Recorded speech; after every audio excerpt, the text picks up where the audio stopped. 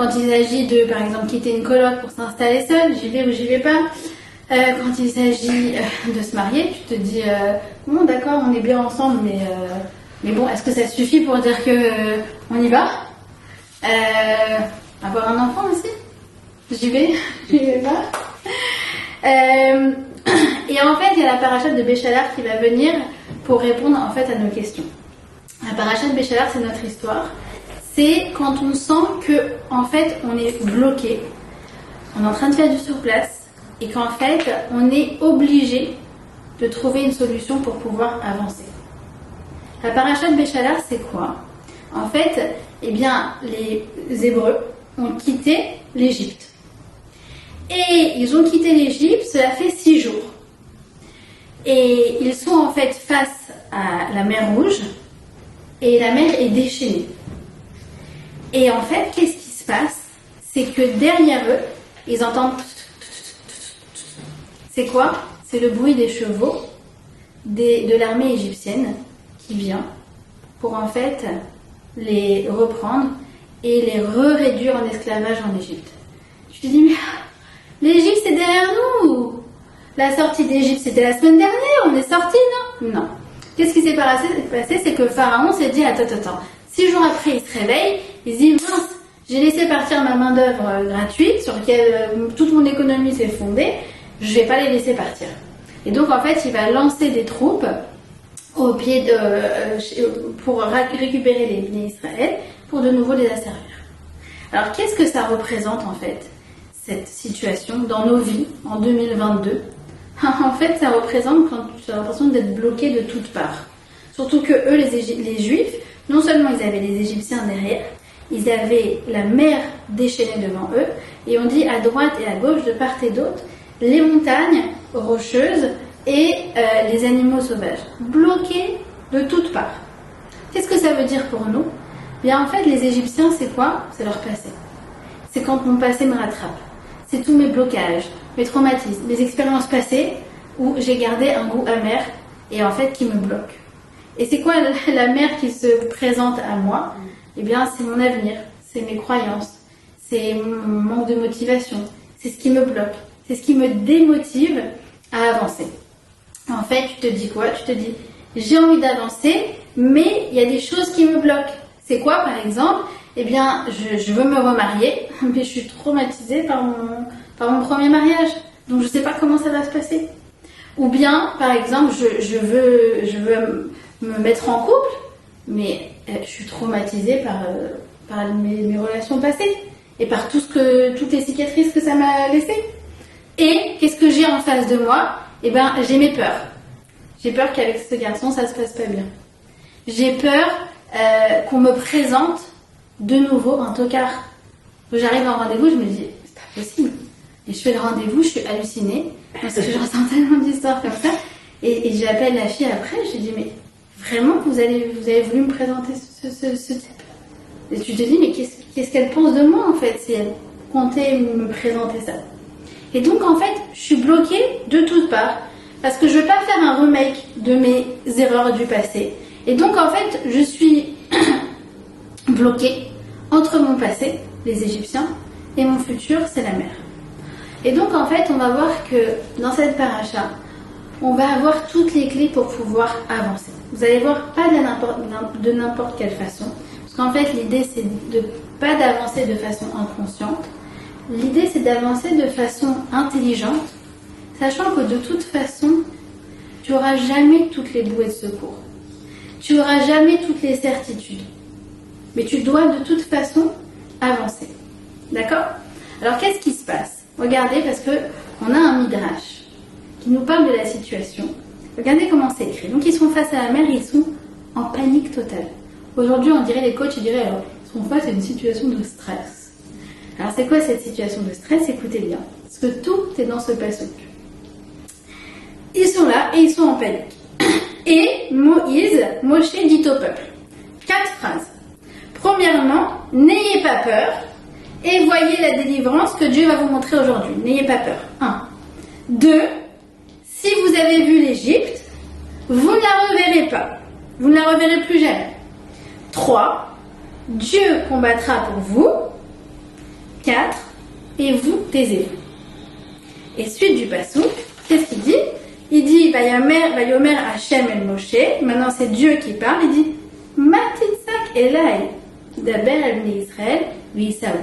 Qu'est-ce que tu me cries là? Qu'est-ce que tu me pries, Moshe? Qu'est-ce que t'as? Dis-leur d'avancer. Et on a un midrash un commentaire du Mechilta qui vient et qui nous dit voilà, en fait, tu as 4 attitudes possibles face au stress. C'est quoi ces 4 attitudes? En fait, eh bien, il y a eu 4 groupes qui se sont formés face à la mer.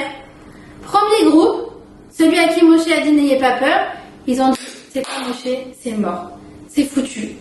On n'a qu'à tout simplement prendre nos femmes et nos enfants, et on va se jeter à la mer, on va se suicider. Ça y est, stop.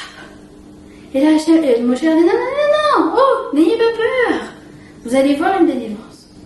Ensuite, on a le deuxième groupe, deuxième attitude possible, c'est quoi? C'est ceux qui disent bon, Moshe, viens retourner en Égypte.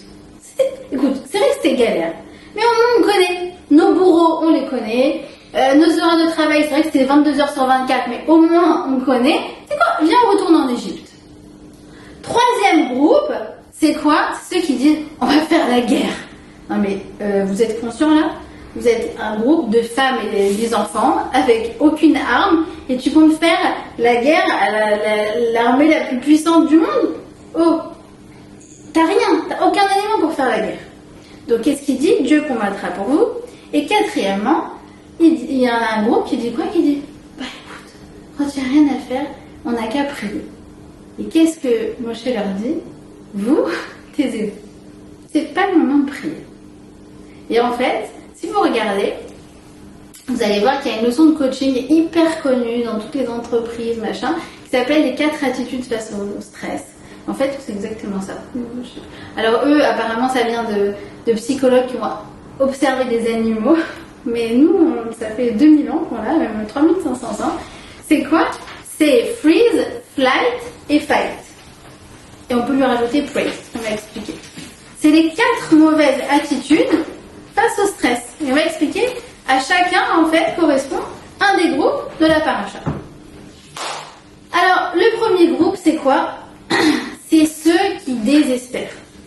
Qui se disent, bon, franchement, je sens qu'au bureau, ça va être la cata, mais j'y vais quand même.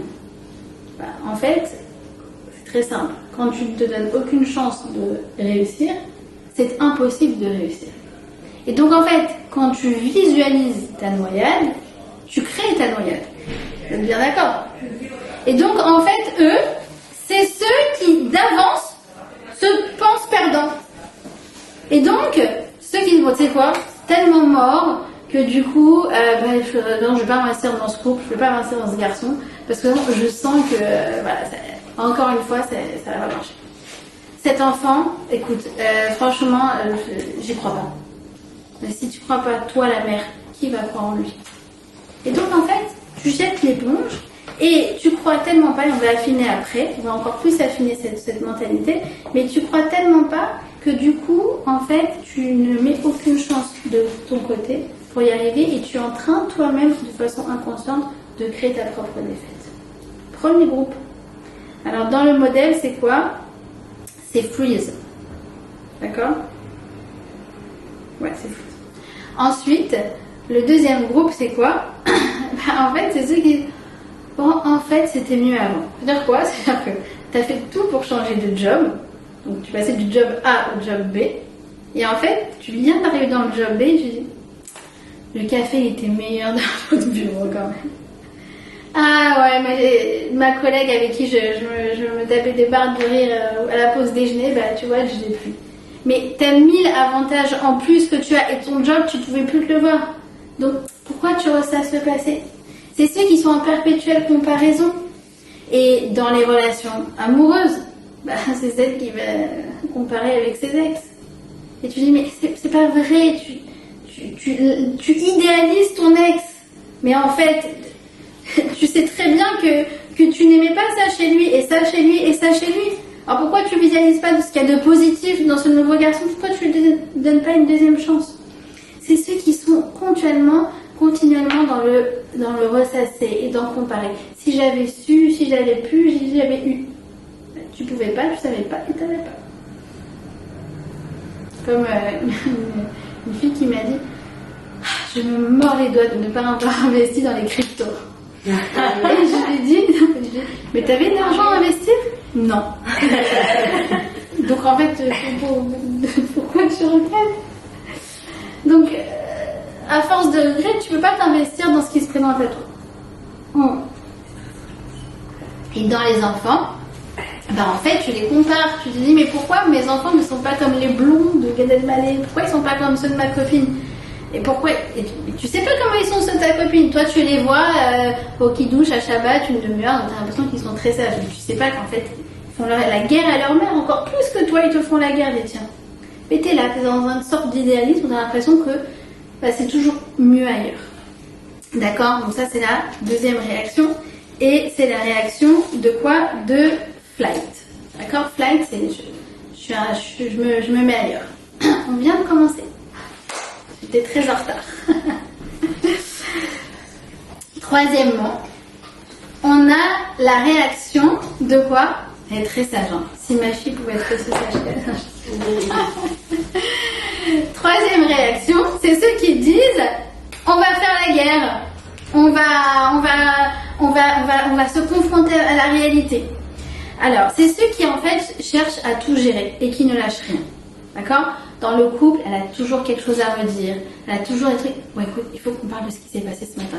Non, mais hier, on a déjà parlé de ce qui s'est passé hier matin et avant, on a déjà parlé de ce qui. Celle qui veut tout contrôler au bureau. D'accord? Celle qui manage même l'équipe dont elle n'est pas la manager. C'est celle qui est un peu contrôle-freak, qui veut absolument tout contrôler.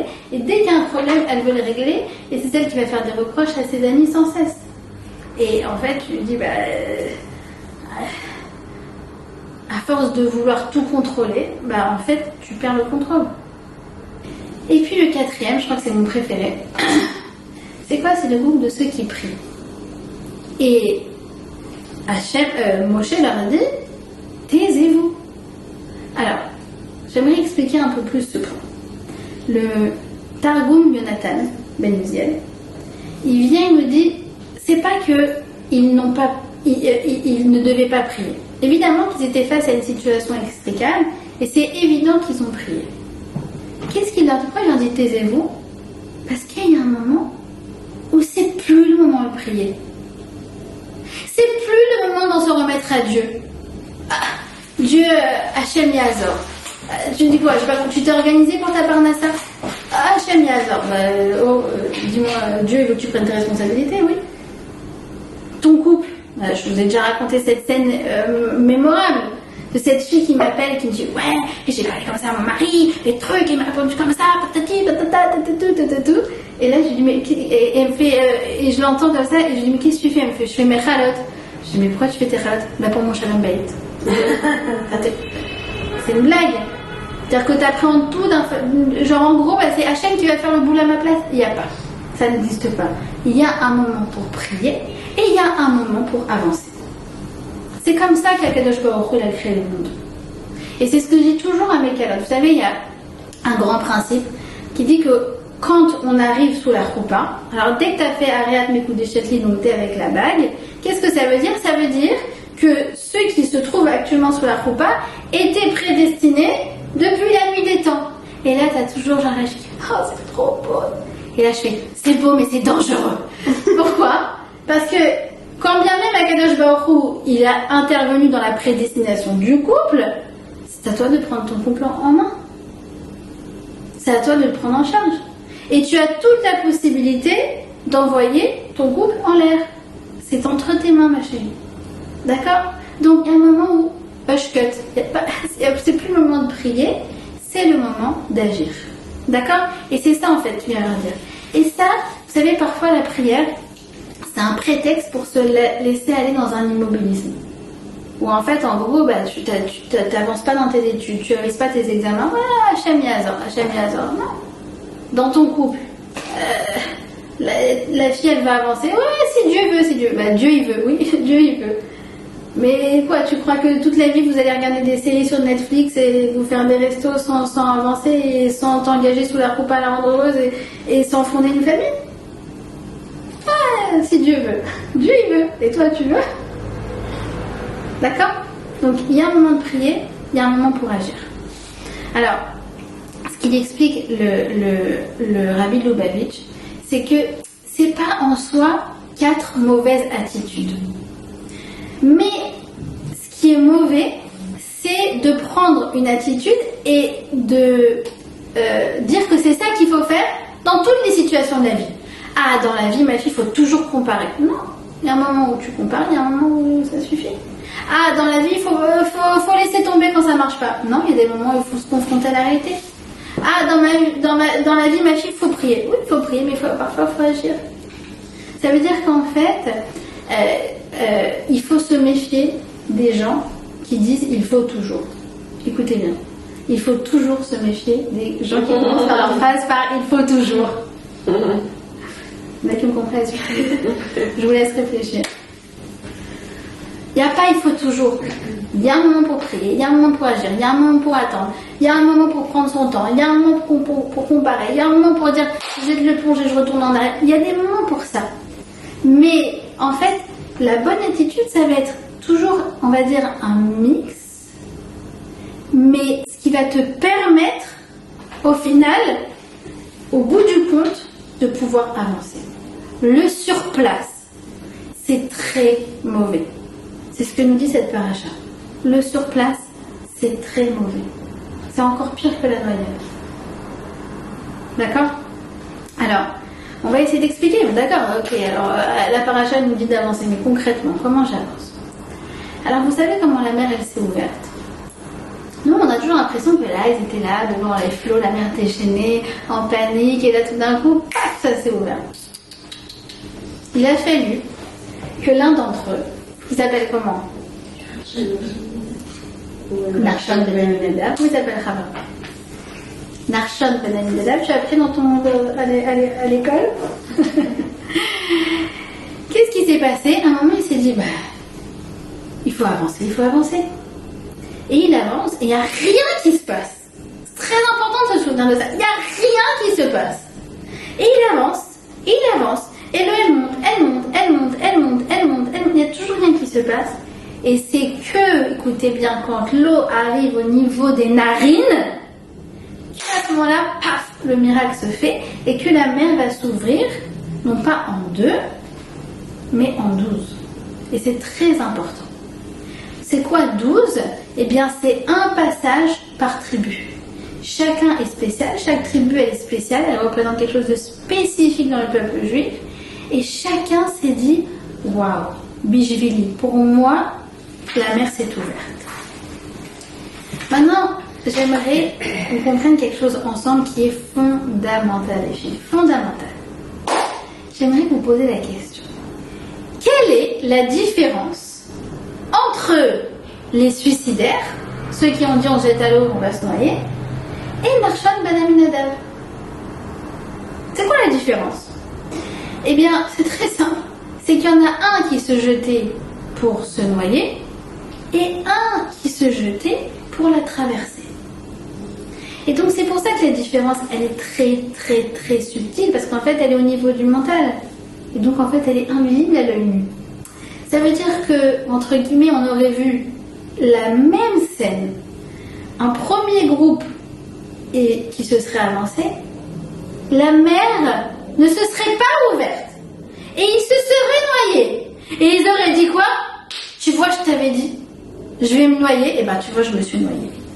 Et t'as le deuxième, Narshon ben Aminadab, qui fait la même gestuelle pour l'œil extérieur, mais sauf que le mental il est tout autre, et que devant son mental, la mer va se fendre. C'est quoi la différence? C'est au niveau du mental. Est-ce que je fonce dans cette situation pour me noyer, ou est-ce que je fonce pour la traverser? Et c'est incroyable, parce que quand on voit cette scène, quand c'est écrit dans le Chumash, Rashi il vient et il dit, mais dis-leur d'avancer chez En Ayam Omed Bifnehem, parce que, il est très marrant Rachid, parce que la mer ne se tient pas devant eux.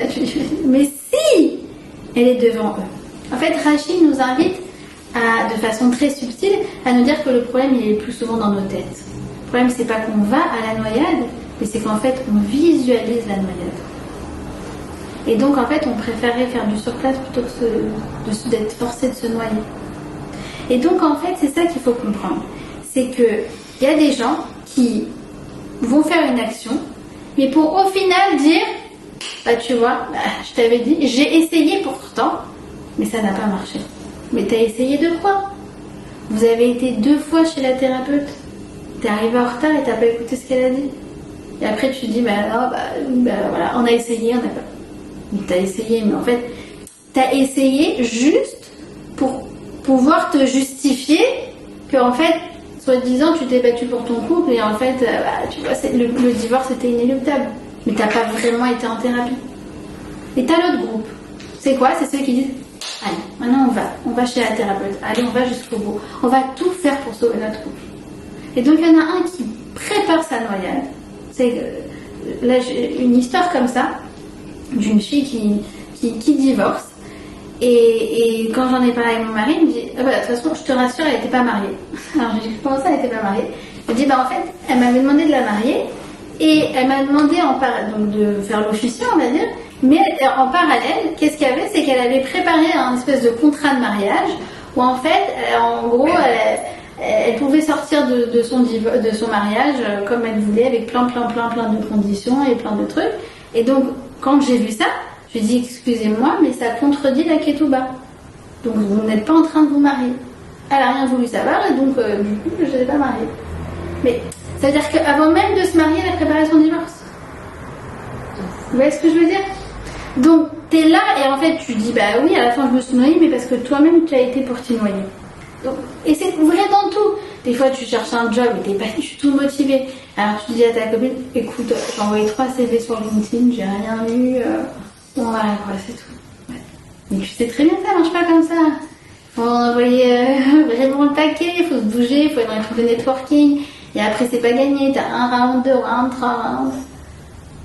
Faut y aller. Il faut vraiment être motivé. D'accord? Donc le mental, il est fondamental. Et il n'y a que vous qui pouvez savoir. Pourquoi? Parce que comme je vous ai dit, de scène extérieure, tu verrais les suicidaires d'Archon Ben Aminadab.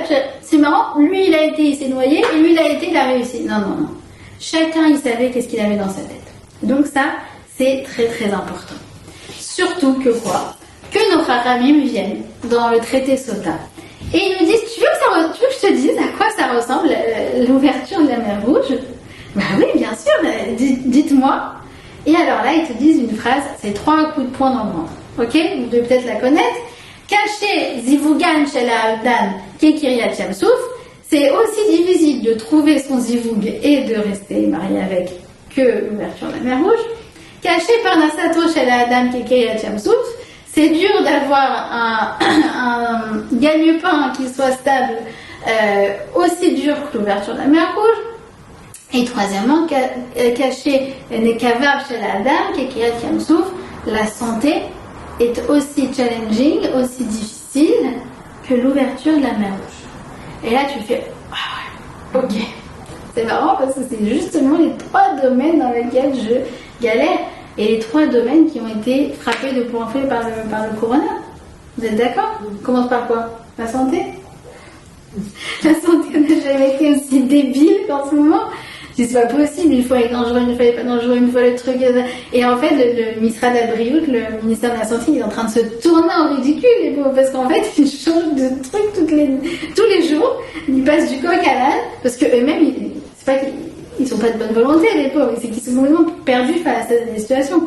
Je parlais avec une copine qui travaille en recherche médicale. Elle m'a dit, c'est bien simple. Ce virus, depuis 2 ans, il fait exactement le contraire de tout ce qu'on prévoit. C'est hallucinant. Hallucinant. Donc la santé, la parnassa, il y a tout qui a changé, il y a une inflation de folie, je sais pas comment c'est en France. De toute façon, non mais j'ai pas, Caro, à part ça, je suis d'accord qu'il y a une augmentation des prix qui est d'accord, et que... C'est le relais d'un pas, excuse-moi. J'avais oublié qu'on avait une Ils ont montré. Donc Caro est avocate. Son numéro est le... Il n'y a que des femmes. Alors, donc, la Parnassa, bon, globalement, dans le Corona, t'avais des gens qui étaient en CDI et qui se cassaient pas la tête et qui dormaient tranquille. Et là, tout le monde est un peu sur le kiff. Et puis, tout le monde va se réinventer parce que les commerçants, ils peuvent plus compter que sur leur pas de porte pour vendre. Il faut utiliser les réseaux sociaux parce que les gens achètent beaucoup plus par Internet, etc. Enfin, en gros, il y a tout qui a changé. Quoi. La Parnassa, elle a un côté instable. Et le couple, bien évidemment, le couple, à plusieurs égards, c'est que, on va dire que c'est pas plus difficile de rencontrer, mais on va dire que, vu qu'il y a moins d'événements, alors il y a moins d'occasions naturelles, on va dire, de rencontrer, et à part ça, au niveau du couple lui-même, en fait, le couple, vu qu'on a enlevé les vacances, les mariages, les copains, les machins, les ceci, les cela, en fait, le couple, il se fait face à face, et il n'a pas d'autre choix que de se construire. D'accord ? Et donc là, tu dis, alors j'ai vraiment des choses à apprendre de cette ouverture de la mer. En fait, ce virus, il nous apprend une chose, les filles. Il nous apprend plein de choses, mais une chose. Vous avez remarqué qu'en fonction des pays, des paramètres et tout, il mute. Bah nous aussi. On doit muter en fonction des situations. Tu peux pas faire du sur place en disant, oh, je continue comme c'était avant. Situation change, je change avec. D'accord ? Et regardez, parce que vient Shlomo Ameler, et il va nous dire quelque chose, il va nous dire, il y a 4 choses que je connais pas, et on va retrouver ces domaines-là. Premièrement, c'est quoi ? Derer hanesher bashamayim, la trace de l'aigle dans le ciel. Deuxièmement, Derer nachash alatsour, la trace du serpent sur le rocher. Derer onia beleviam, la trace du navire sur la mer. Et Derer gever be'alma, la trace d'un homme envers sa femme. Alors, en fait, en gros, ça veut dire quoi, ces 4 choses-là ? Eh bien, on va retrouver ces 3 domaines. Premièrement, donc, le serpent, ça représente la santé. La santé, en gros, qu'est-ce qu'il te dit, Shlomo Ameler ? Il y a des choses pour lesquelles, dans la vie, il n'y a pas de recette, il n'y a pas de technique. Shlomo Ameler, on dit que c'est le plus intelligent des hommes, ça veut dire qu'il a plein de leçons de coaching pour tout. Par contre, la santé, faut vacciner, ouais, a priori, dans certaines situations, oui, dans d'autres, non, vaut mieux éviter. Vacciner les enfants, oui, non. Pourquoi ? Parce qu'en fait, les paramètres de la santé, ils dépendent de chacun. Tu vois bien que ce virus, il met à terre une personne, alors que l'autre est asymptomatique. Donc, il n'y a pas de recette. Quelqu'un te dit ouais, moi à mon hernie, bah écoute, j'ai été voir le professeur machin, il m'a fait l'opération, c'est bon.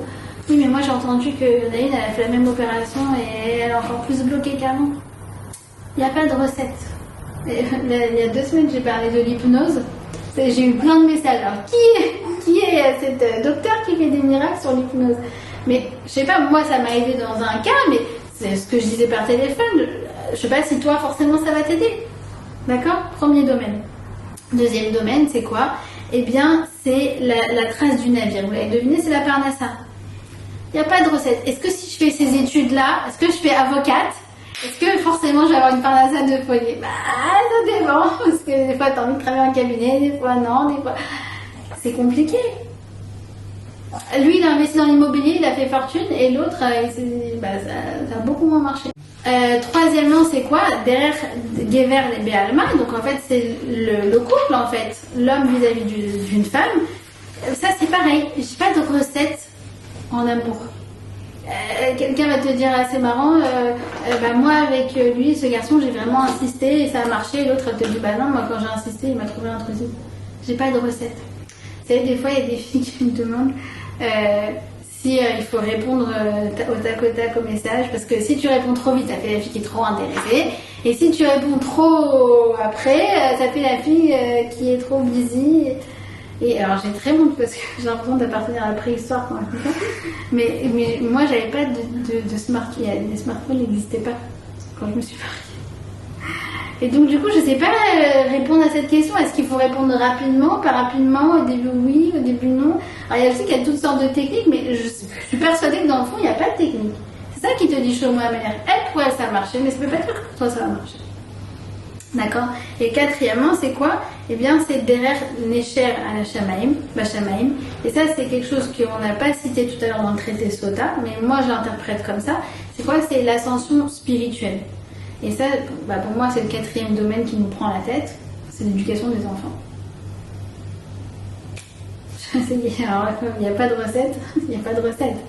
Un peu d'intuition féminine, avec un peu d'écoute, avec un peu de rigueur, et il faut prier que ça marche. Mais la phrase de quoi t'as dit? Derer Anesher Bashamaim. Y a pas?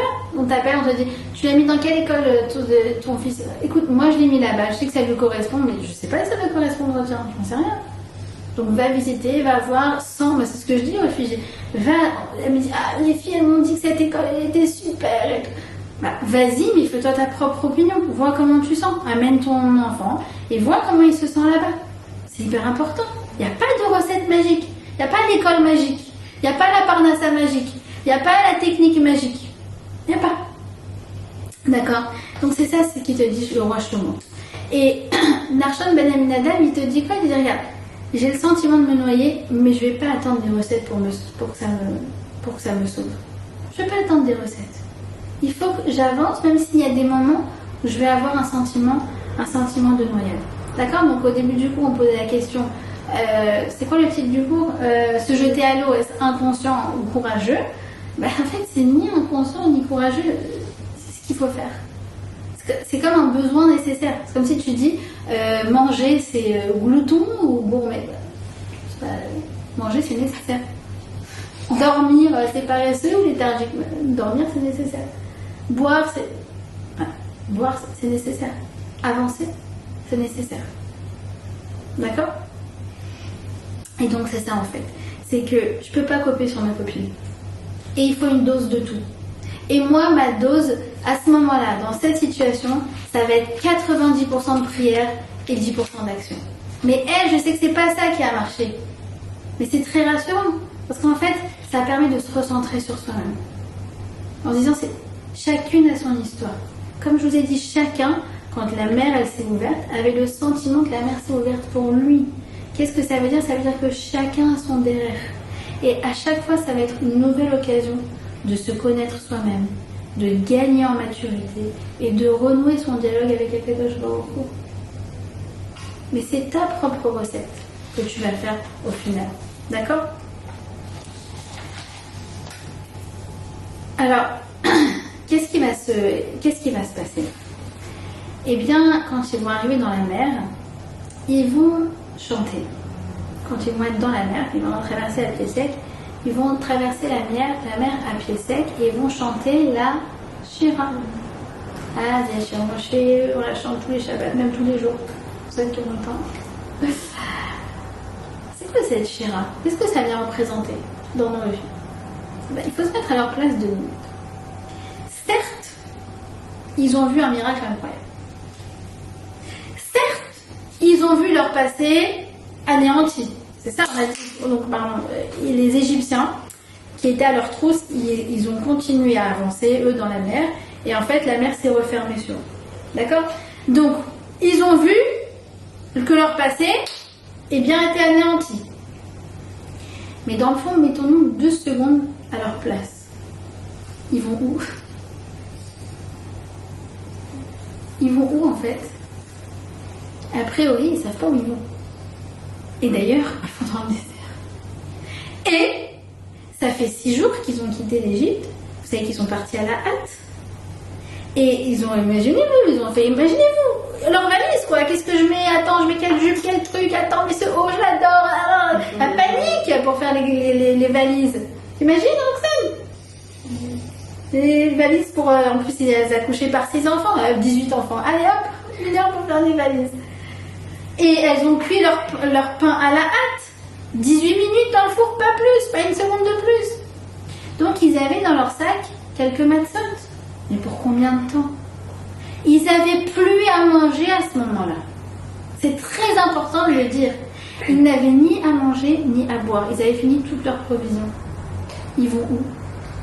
Eh bien, malgré tout, ils chantent la Shira. La Shira, c'est quoi? elles ont été dites par les Bnei Israël dans un moment où la délivrance n'était pas finale. Ils n'étaient pas 100% sortis d'affaire. Et à ce moment-là, ils ont quand même eu l'intelligence de remercier Hachem. Ça veut dire quoi? Ça veut dire que chanter la Shira, c'est pour ça qu'on doit le faire tous les jours, c'est être dans un état d'esprit où je trouve une occasion de dire merci pour quelque chose. Même si j'ai pas fini toute l'affaire, même si le dossier il est pas bouclé, mais c'est quoi? Avec mon mari, on a réussi à communiquer ce matin. C'est quoi? Avec cette coloc, et ce soir, ça a été cool entre nous, on s'est pas disputé. Tu sais, écoute, je suis pas passée sous la roupa, d'accord? Mais avec ce garçon, je sens que je me découvre que sa fille, cet enfant, Jess, elle m'a demandé, il est toujours aussi dur. Et j'ai vu avec un grand sourire. Je dis, non, ça fait 24 heures qu'il est gentil. T'as vu là? C'est ça chanter la Shira. Chanter la Shira, c'est-à-dire j'ai eu une avancée dans quelque chose.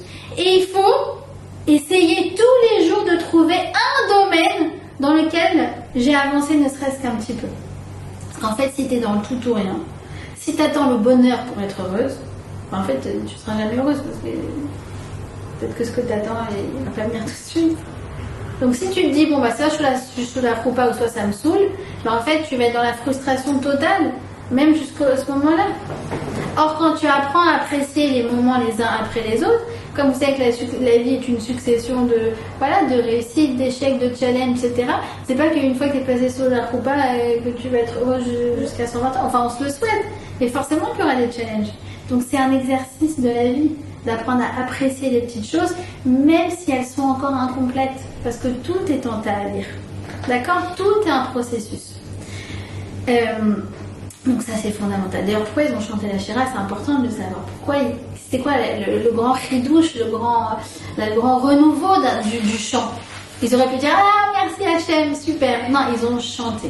Alors c'est vrai que le chant va démontrer quelque chose, vraiment un vrai bonheur. Quand tu te mets à chanter et les femmes à danser, c'était vraiment heureuse.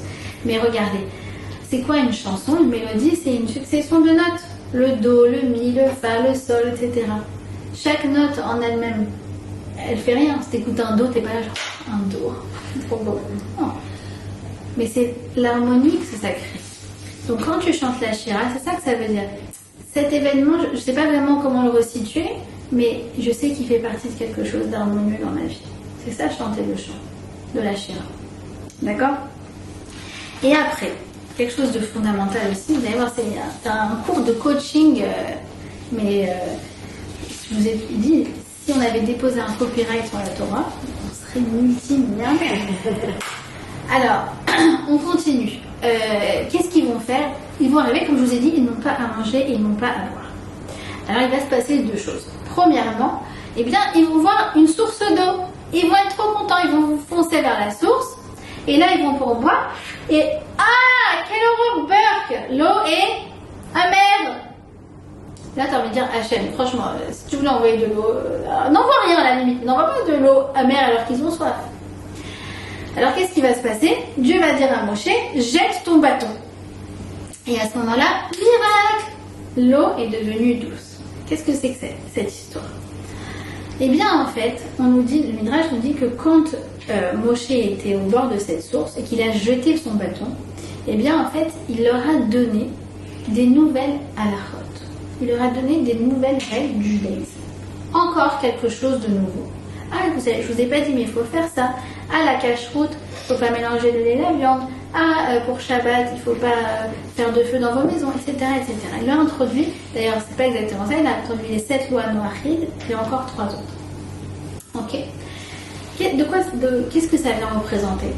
En fait, ça vient représenter quand tu rajoutes du judaïsme dans ta vie. Au début, c'est amer. Personne va te dire oh là là, écoute, depuis que je m'habille tzniout, je suis super heureuse. Depuis que je fais Shabbat, franchement, c'est le rêve. Tu auras toujours un goût amer au début. Où tu es là, tu te dis ok, d'accord, j'ai fait Shabbat, mais franchement, j'ai raté ma série préférée. J'ai raté un week-end avec toutes les copines. T'es là, tu commences à t'habiller en jupe et tu fais oh mais jean, c'est tellement pratique. Forcément. Et de façon bizarre, tu rajoutes des halachot et ce qui est amer devient sucré. Qu'est-ce que ça vient symboliser? En fait, tu fais un demi-Shabbat et tu kiffes pas. Tout d'un coup, tu dis regarde, je vais pas faire Shabbat que... Il y a des Israéliens qui font ça, Shomrim Shishi. C'est une nouvelle mode. On garde mais que vendredi soir. C'est sympa. Mais en vérité, t'es pas 100% dedans. C'est exactement comme quand t'es dans l'eau et que t'es à l'eau jusque là, tu dis non, je veux pas trop me mouiller. Et donc en fait, t'as très froid et c'est horrible. Là, tu dis mais non, mets-toi complètement dans l'eau, ça va pas, je vais encore plus me mouiller. Mais c'est comme ça que tu n'auras pas froid. Ben là, c'est pareil en fait. Fais le Shabbat, ok, c'est bien pour commencer 6 heures. Mais forcément, ça va toujours rester amer si t'es entre les deux. Allez, si tu le fais vraiment 24 heures, là, tu vas voir que tu vas kiffer. Et c'est un grand paradoxe. Et en vérité, c'est le grand paradoxe de la vie, c'est pas forcément que dans le judaïsme. Pourquoi? Parce que dans tous les autres domaines, c'est comme ça. Tu te dis, écoute, ce boulot, je préfère faire un minimum d'heures, prendre un minimum de dossiers, pas trop parler avec le client. Mais non, au contraire, vas-y, kiffe, défonce-toi, donne-toi pour ce boulot. C'est comme ça que tu vas vraiment le kiffer. C'est qu'en t'investissant, en te donnant vraiment, là t'es vraiment dans l'eau, et là tu peux vraiment kiffer. Ah oui, ça c'est dans les recettes aussi. Elle a rencontré son mari sur Tinder. Là tu te dis, mais c'est marrant, elle a rencontré sur Tinder, moi sur Tinder, j'entends des filles qui rencontrent que des tocards. Il n'y a pas de recette. En tout cas, cette fille, elle me disait, quand je suis en date et je vois au bout d'un quart d'heure que je m'ennuie ferme, et ben là, je vais vachement plus m'investir et me dire peut-être qu'il y a quelque chose de positif chez ce garçon. Et en fait, c'est vraiment parce que quand elle a rencontré son mari, elle le trouvait très remplan-plan en fait, au tout début. Et elle s'est dit, allez, tu sais quoi, je vais me donner. Et finalement, elle l'a trouvé très charmant. Mais c'est qu'une fois qu'elle s'est jetée dans l'eau, qu'elle a commencé à sentir le goût sucré. D'accord? Et c'est pareil pour tout. T'en peux plus de tes enfants, tu dis rien. J'en peux plus de mes enfants, je prends un boulot jusqu'à 20h, c'est une babysitter qui va gérer, et au moins comme ça, moins je suis avec eux, mieux je me porte. Non, justement, t'as pas compris, ouais, tu vas t'occuper de tes enfants. Et là, tu te dis, non, je vais... Au contraire, c'est ça le grand paradoxe. Investis-toi plus, et c'est comme ça, en fait, que tu vas trouver le goût des choses. Ok? Et pareil pour les études, il y a des gens qui m'appellent et disent, ah voilà, je suis dans cette voie, je fais compta, mais franchement... Mais attends, si tu es en compta, tu t'arrêtes pas au milieu de l'année. Ça n'existe pas ça. Tu vas jusqu'au bout et tu te donnes à fond. Et si tu dois changer, tu changeras en fin d'année. Tu t'arrêtes pas au milieu. Parce qu'en fait, si ça se trouve, encore une fois, tu donnes pas tous les moyens d'aimer. D'accord? Donc, les gens croient que quand on n'aime pas quelque chose, il faut absolument réduire l'interaction avec cette chose. Au contraire, il y a des fois où il faut justement en rajouter, s'investir plus et c'est comme ça que ça marche. Et donc comme je dis, ils n'ont plus d'eau, donc ils vont trouver cette source d'eau. Et deuxièmement, ils vont avoir faim. Et qu'est-ce que Hachem va envoyer? Il va envoyer la manne. Et écoutez bien, c'est écrit comme ça. Amar Rabbi Shimon, Lonadnu Torah lidrosh et là l'irchle aman. La Torah a été donnée à comprendre que aux gens qui mangent la manne. Et là, je me dis, oups, j'ai oublié de manger la manne ce matin, comment je peux comprendre la Torah? C'est quoi cette histoire? En fait, quand ils arrivent, ils vont trouver une pâte au sol, d'accord? Une espèce de pâte. Et ils vont demander manrou. C'est quoi ça? Et Moshe va leur répondre, en fait, ça va être votre nourriture. C'est avec ça que vous allez vous nourrir. Et finalement, cette nourriture quotidienne, quel va être son nom? Manrou. Ça veut dire du qu'est-ce que c'est. Pendant 40 ans, ils ont mangé du qu'est-ce que c'est. Et nous, tous les jours, on mange du qu'est-ce que c'est. C'est quoi cette épreuve? C'est quoi ce garçon? C'est quoi cette histoire? C'est quoi ce boulot? C'est du qu'est-ce que c'est. Et tous les jours, tu manges du qu'est-ce que c'est. Et t'aimerais bien qu'il y ait quelqu'un qui arrive et qui te dit, ça, je vais t'expliquer. C'est ton zivou. Ou ce n'est pas ton zivou. Ou c'est le 3e garçon que tu vas rencontrer sur les 7 garçons jusqu'à toi. T'aimerais bien qu'on te dise, c'est quoi? Eh ben non. Manrou, c'est que tous les jours, tu manges du qu'est-ce que c'est. Et regardez, nous dit un des maîtres de la Chassidoute, inverse les lettres de Manhu, et qu'est-ce que tu trouves? Emouna. C'est quoi Manhu? Manhu, ça veut dire qu'est-ce que c'est?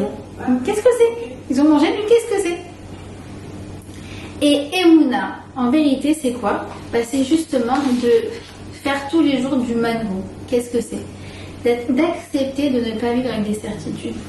D'accepter d'avoir des interrogations. D'accepter que tu ne sauras jamais tout sur cette histoire. D'accepter que tu te lances dans ce projet, mais au final, Dieu seul sait ce qui en sera. D'accord? Et donc, en fait, c'est comme je dis, il faut être comme ce vaccin. Il faut lutter, en fait. Et au mesure des situations, eh bien, se dire, Manhu, j'ai pas 100% des éléments, j'ai pas 100% des certitudes, mais avec les éléments que j'ai, j'avance et je fonce. D'accord? Et c'est pour ça qu'on nous dit, il n'y a que les Ochlé Haman qui peuvent comprendre la Torah. Parce qu'en fait, je vais vous dire, tu peux aller à un cours de Torah, tu peux avoir la fille qui, en fait, elle est transpercée par ce que tu dis. Pourquoi? Parce que elle-même, elle est dans un état d'esprit de Manhu. C'est quoi? J'ai dit des intégrations sur ça c'est marrant, je suis pas sûre, ça j'aimerais bien écouter ce que la Torah a à dire sur ça. Et elle, en fait, la Torah va lui parler. Elle va progresser grâce à ça. Et l'autre qui arrive et qui est froide comme un glaçon. Et la Torah, elle ne la transpercera jamais. Pourquoi? Parce qu'elle a avec des certitudes. Donc elle va se dire, oh, c'est intéressant, mais c'est bon, moi je gère, moi je sais déjà. Non. Emouna, Manhu. C'est tous les jours, ils ont mangé comme un petit vaccin que tu te fais chaque jour, un vaccin de Emouna. Ils ont mangé de la manne, ils ont mangé le sentiment d'être capable de vivre avec des interrogations. D'accord? Et c'est pas ça qui doit nous paralyser, mais au contraire, c'est ça qui doit nous dire, écoute, de toute façon, j'aurai jamais toutes les réponses, donc c'est l'occasion pour moi d'avancer. Alors, dernière chose, vous savez que la semaine prochaine, donc ça va être tout Bishvat. Et en fait, vous allez voir que tout simplement dans le processus de tout Bishvat, on a de nouveau tout le résumé, toutes les séances de coaching qu'on a vues ce soir. Alors tout Bishvat, vous savez que donc on va fêter un événement qui est invisible à l'œil nu, qui est le fait que la sève, eh bien, commence à monter dans les arbres. Et c'est ça, ce processus qui va commencer maintenant, qui est pour un temps invisible, et qui va permettre en fait la floraison des arbres au printemps. Et il explique comme ça le Rav Pinkus. Il dit, quelqu'un qui plante un arbre, il fait un acte qui est entre guillemets illogique. Dans le sens où quoi?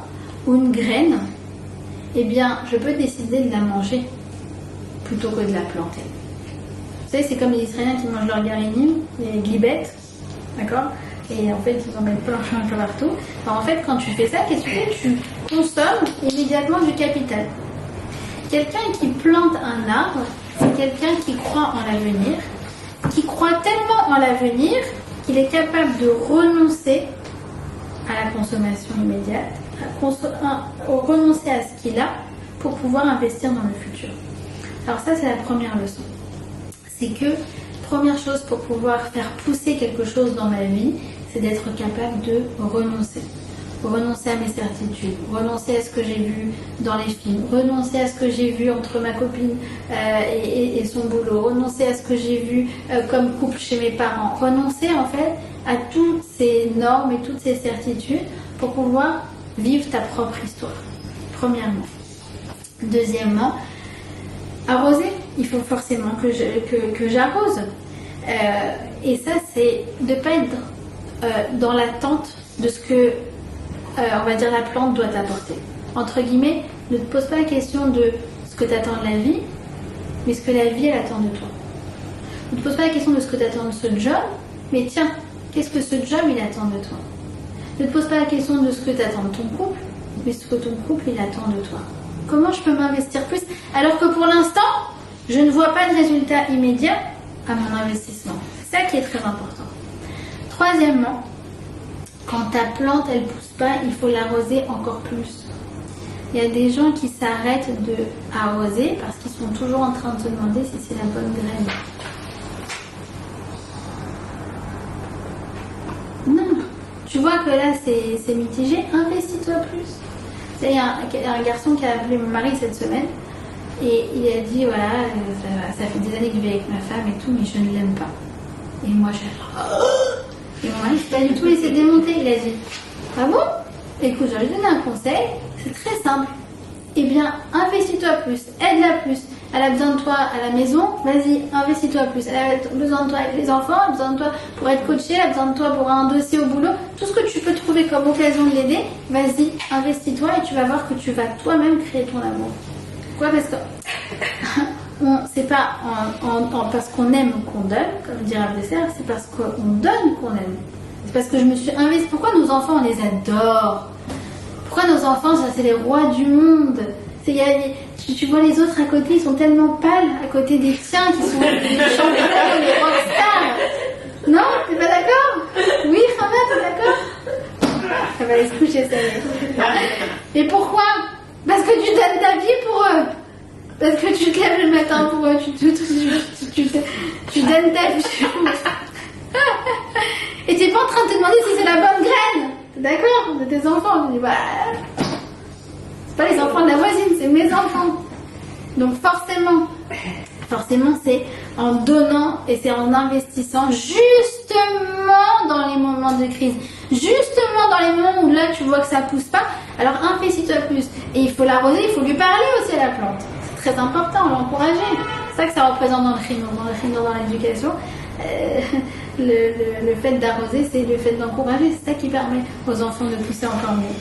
Quatrièmement, se réjouir de chaque petite pousse, même si ta plante n'est pas encore devenue un grand chêne, d'accord, se réjouir de chaque petite avancée, de chaque petite pousse. Et dernièrement, manhu, et ben, la vie c'est comme une graine. Ça veut dire qu'à la fin, tu ne sauras jamais si tu as du laurier, du basilic, un pommier ou un palmier. Mais l'essentiel, c'est justement d'être capable de vivre avec cette interrogation.